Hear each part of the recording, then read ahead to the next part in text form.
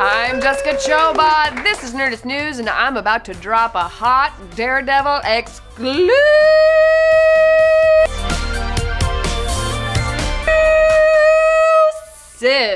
Earlier this month, we learned that The Walking Dead's Jon Bernthal would be joining Season 2 of Daredevil as the deadliest man in the Marvel U, The Punisher. But how involved will Big Pun be in the next chapter of Matt Murdock's story? Well, here's a bit of an answer. A Nerdist News source has confirmed that new co-showrunner Marco Ramirez is referring to Season 2 as Daredevil versus The Punisher. Oh, hell yes. So it sounds like Frank Castle, by all means a Marvel hero, even if he's about as anti-heroes get, will actually be the big bad next year. But how the heck will that work? Let's recap what we already know about Season 2. Spoiler alert if you haven't finished the first one yet. In the Season 1 finale, Matt Murdock makes a choice. He isn't a killer, and so he turns the Kingpin into the police instead of taking his life. Obviously, this will immediately put Season 2 Daredevil in stark opposition to the Punisher, whose character pretty much revolves around the fact that he loves the shit out of murdering bad guys, often in graphically violent ways. Good thing this is a Netflix show! We're definitely gonna see some bit of the old ultra-violence.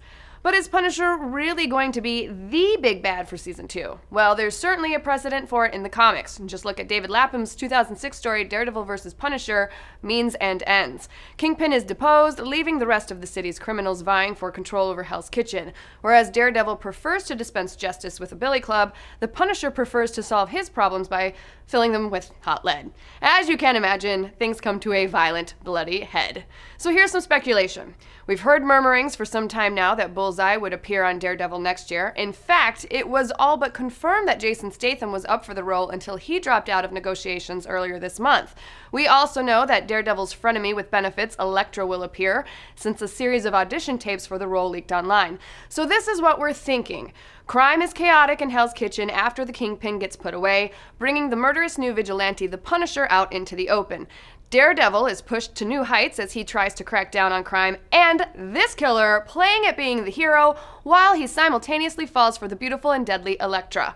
By the end of the season, Elektra will die, probably because she always does, which will inspire Frank Castle to team up with Daredevil, since they now have that whole murdered loved ones thing in common, to take down the hired killer who's been creating all this chaos on his jailed employer, the Kingpin's behalf.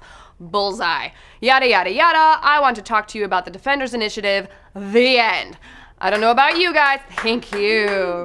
Thank you. But I'd personally be super pumped if that's the Daredevil story we were getting next year. But what do you guys think? Do you like that Season 2 will be Daredevil versus Punisher? What other villains would you like to see pop up? Let's discuss, and we just want to give a thumbs up to Redbox for sponsoring today's episode. If you're looking to rent a next-gen title, check out one of their thousands of convenient kiosks where you can try before you buy.